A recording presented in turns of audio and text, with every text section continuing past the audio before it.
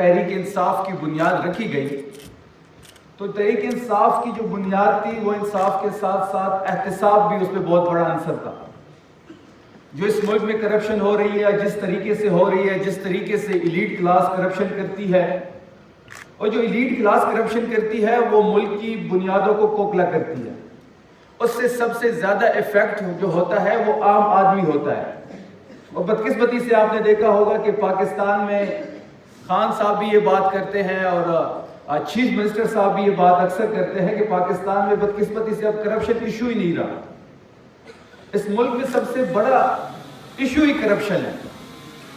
اب جو حالیہ رپورٹ آئی ہے آئی ایم ایف کی، جس میں 5300 ارب روپے کی کرپشن کی نشاندہی کی گئی ہے۔ اب 5300 ارب 2 سالوں میں، ابھی بریگیڈیئر صاحب نے بڑی اچھی بات کی کہ اگر آپ اس کو ڈیوائیڈ کریں تو 2650 ارب پر ایئر، پھر آپ ٹیکس گیپ کا 3500 ارب ہے، اب اس کو اس کے ساتھ ایڈ کر لیں تو یہ 12 ارب دن کا بن جاتا ہے۔ تو اس 5300 ارب یا ٹیکس گیپ کے پیسے ہیں، اس سے کیا نہیں ہو سکتا تھا؟ اس سے 3300 ارب میں ہم 3 ڈیم بنا سکتے تھے، ہم یہ صحت پہ لگا سکتے تھے، یہ تعلیم پہ لگا سکتے تھے، یہ انفراسٹرکچر پہ لگ سکتا تھا، ہیومن ڈیولپمنٹ پہ لگ سکتا تھا۔ لیکن بدقسمتی سے جس طریقے سے اس ملک کی موجودہ حکومت جو ہے، جس طریقے سے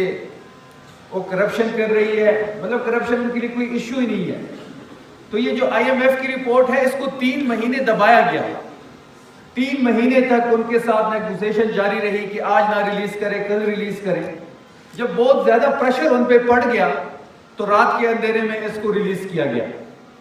اور جب بہت زیادہ پریشر پڑا، مطلب 3 مہینے تو انہوں نے اس کو روکے رکھا، اور ان کی جو پول تھی، جو ان کی کارکردگی تھی، ان کے خلاف ایک رپورٹ ہی یہ جو ہے یہ چارج شیٹ ہے، وائٹ پیپر ہے۔ ابھی میں بریگیڈیئر صاحب کے ساتھ یہی بات کر رہا تھا کہ پاکستان کا جو کرپشن کے حوالے سے اور رول آف لا کے حوالے سے جو نمبر ہے، اگر آپ رول آف لا کے حوالے سے دیکھیں تو پاکستان کا نمبر 129 نمبر پہ ہے آؤٹ آف 140، اور جب رول آف لا نہیں ہوتی